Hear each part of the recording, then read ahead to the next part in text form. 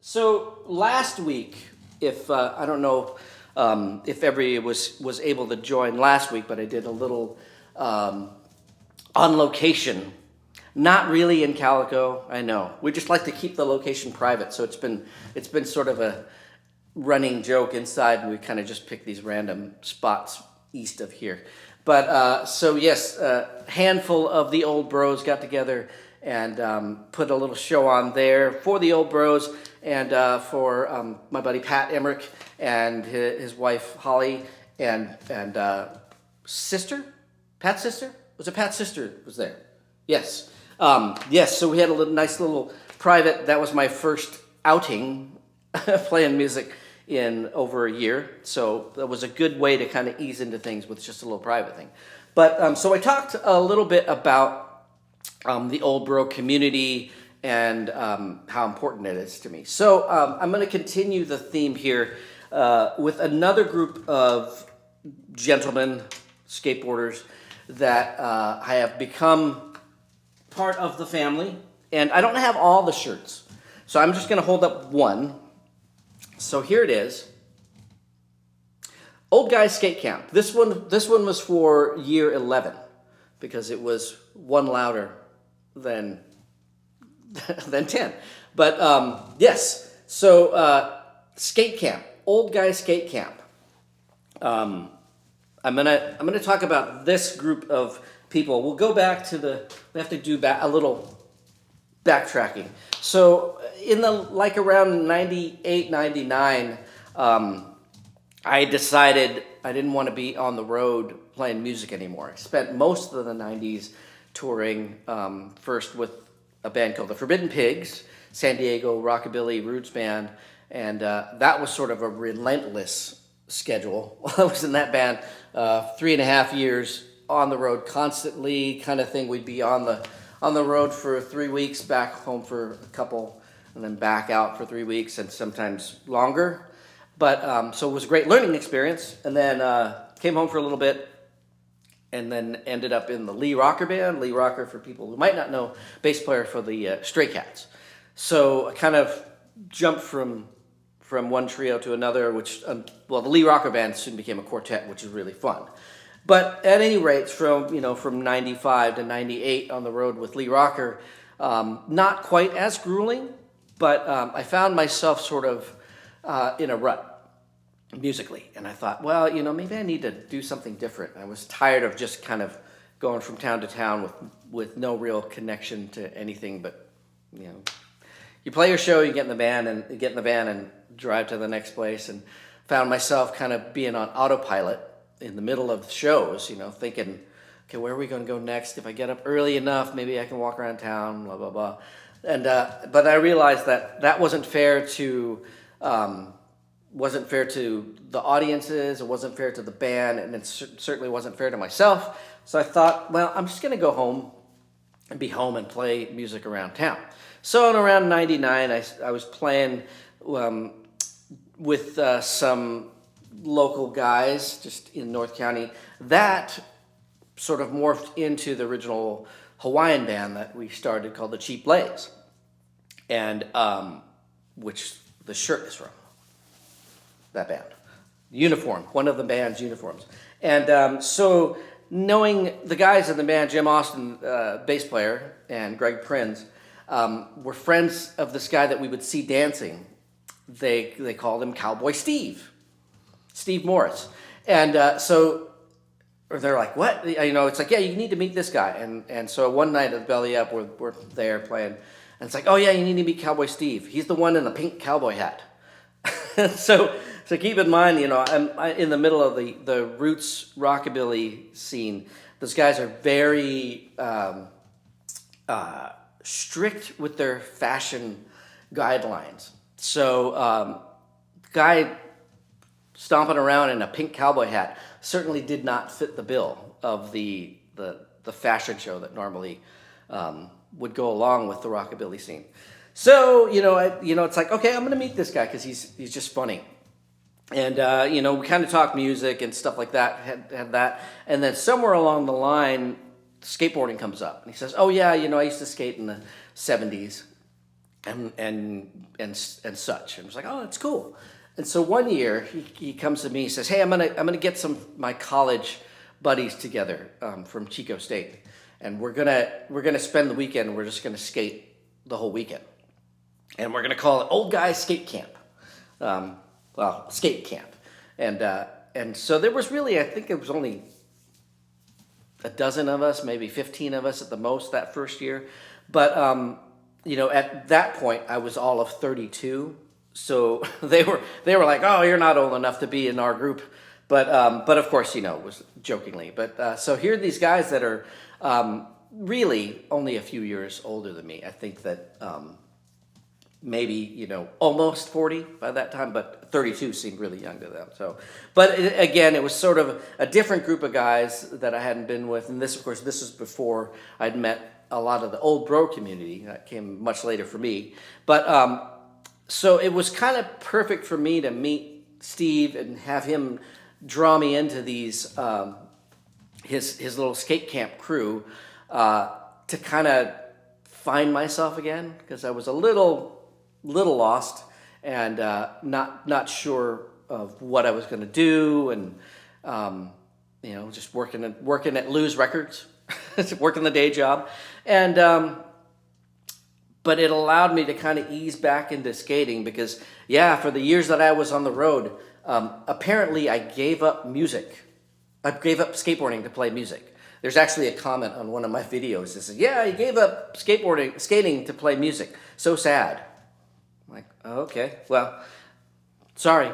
I didn't really give it up. I kind of got the boot in 1990, but that's okay. I got the boot by just the normal cycle of skateboarding. It's supposed to do that. You're supposed to changing of the guard, and it's supposed to progress. So anyway, yada, yada, yada.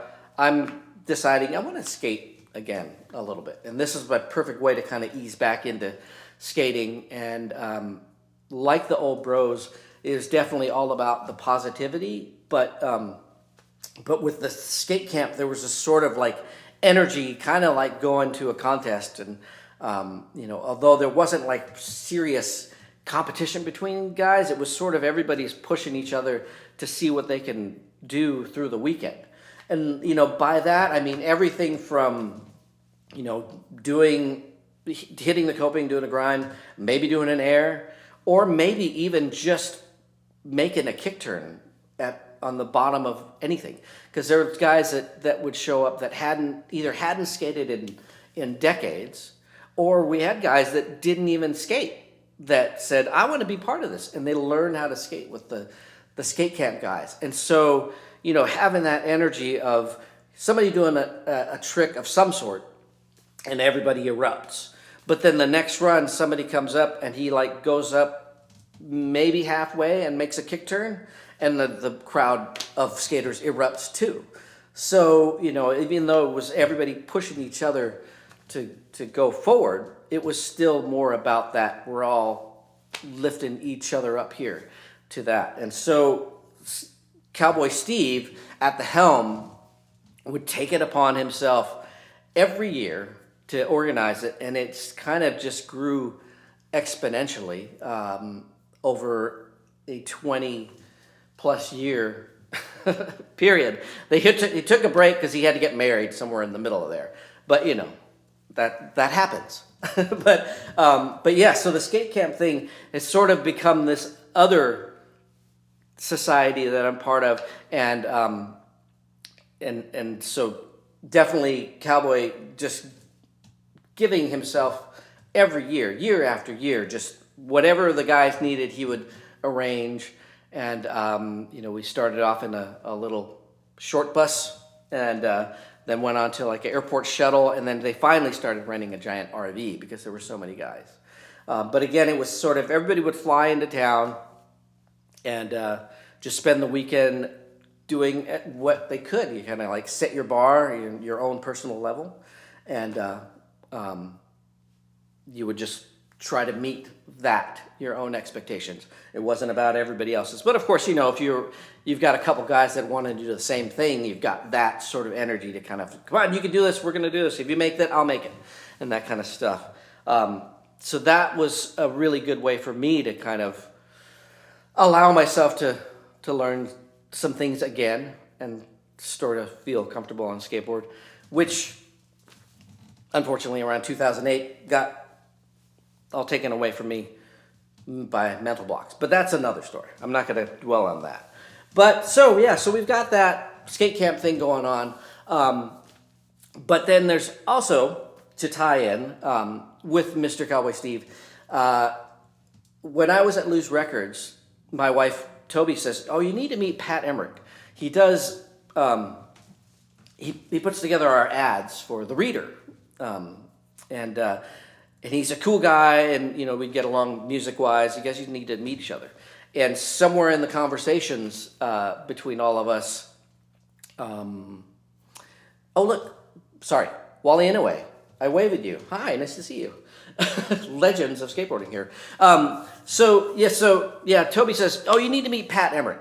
He's a good guy." So in our sort of conversations of things, Pat emails a photo of himself skating at the legendary Turf Skate Park in Wisconsin, and I was like, I had no idea. And he's doing a layback in the Clover, one of the most famous bowls at the Turf, and I'm like, man, this guy's the real deal. He was like, again, like the old bros, he's doing things before I could. I was riding off a curb, and I was pretty stoked, and he's doing a layback at the Turf. So it's like, okay, well, we definitely need to hang out. And so we started hanging out, and this is around 2003. I think it was right around the time that the Etne skate park opened up. So we started going there and hanging out, and I was like, oh, you need to meet Cowboy Steve. So Toby and I was like, yeah, Pat and Cowboy Steve, they need to know each other.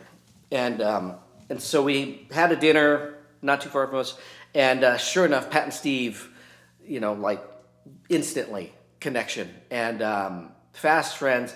And what was great about that is that, so now we've got Cowboy Steve with his energy of putting this on every year, and then we have Pat Emmerich coming along, looking at our we had like wraparound shirts. They were kind of like, sort of like 70s graphics, kind of, and Pat Emmerich, by the way, is one of the most creative people I know, period. Just hands down. Sharp wit, immediately kind of things. Like you mentioned something and he's already got an image for something. So his gears start spinning. It's like, oh, I think we can really up the game on the camp things, the shirts. Let me take a sip. Hold on. And so Pat started coming up with some concepts like this one, but one louder. And so he would come up with a concept, and his buddy Dennis Zimmerman would sort of bring them to life. So it's like, okay, so we've got the Skate Camp 11, one louder, goes to 11, Spinal Tap thing, and there's some Clash kind of things going on in the style, and they thought, oh, okay, we need somebody to grind over the number in the pool at the YMCA. And so that was my job on this one. And successfully grinding over the 11. My foot there. But so that's kind of, I have to keep that shirt. I know I couldn't keep all 20 because I just don't have room. But I kept that one. So, but then from there, I wish I had all the shirts here. But so Pat and Dennis and Cowboy would kind of come up with these things. They made a bunch of, in typical skateboarding fashion, let's use this sort of iconic look of something and we'll turn it into skate camp. So they did like Powell logo. I think they did the Del Mar logo.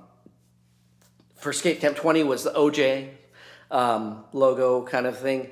And so it definitely led to this slew of really, really fun shirt graphics. So yet another thing for all the guys to kind of up their level of excitement, that about the skate camp.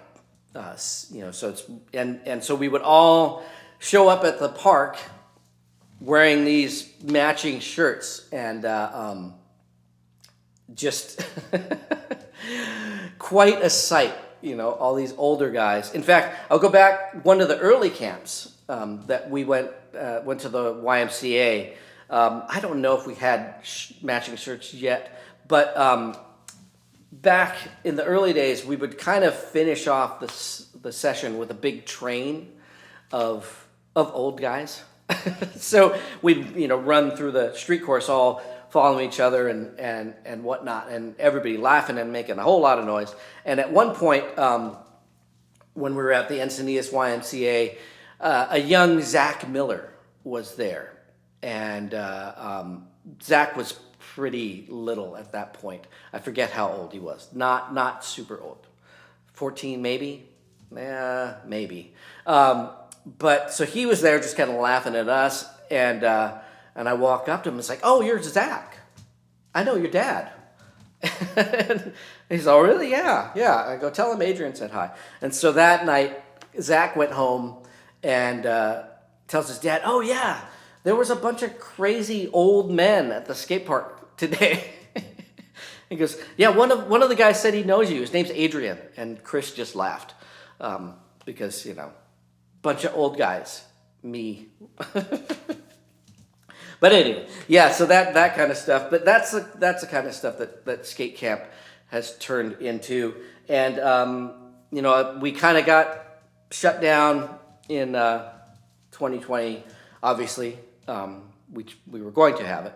But also in 2019, Cowboy Steve was diagnosed with cancer. And so, I know, this is a heavy time. And so that definitely was kind of a big shock.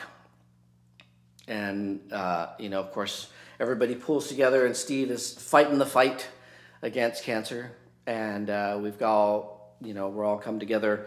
And actually, it was Pat Emmert that shared the news with me, because I had heard something. There was kind of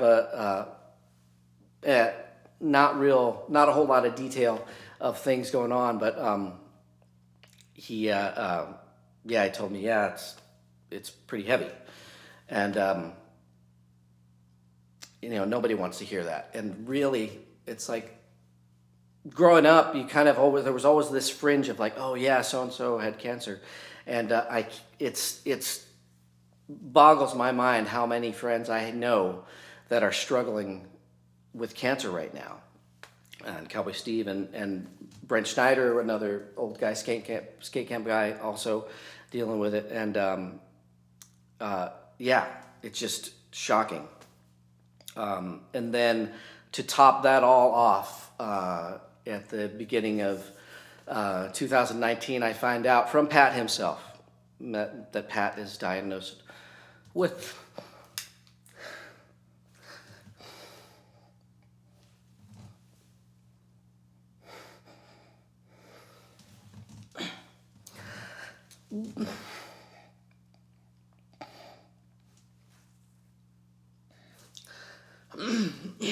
with ALS. And I don't think I've ever felt more helpless in any situation, because it should not happen to anybody. And it certainly is criminal that it's happening to Pat. And when he told me, I kind of went straight to the anger phase, because it's just not right. And I know I'm supposed to be the positive one. And I just don't know what to do.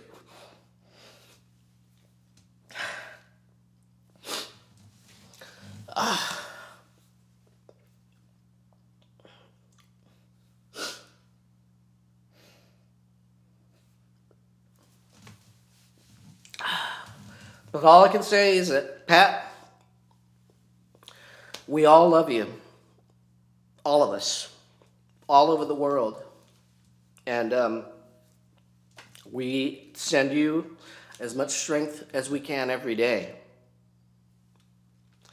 And I know it just doesn't seem like enough. But all I can say is thank you. Thank you, Pat, for your continued friendship. And Pat and I have a common overthinking kind of a brain process. So we've kind of bonded on that for sure. Just thinking way too much about stuff. Yeah. Yes, Jeremy, we will all get through this stuff together. And man, talk about feeling like a punching bag. The whole skate community is just hit after hit after hit. And but you know, all we can do is hold each other up as best we can, and that's what we're doing. So.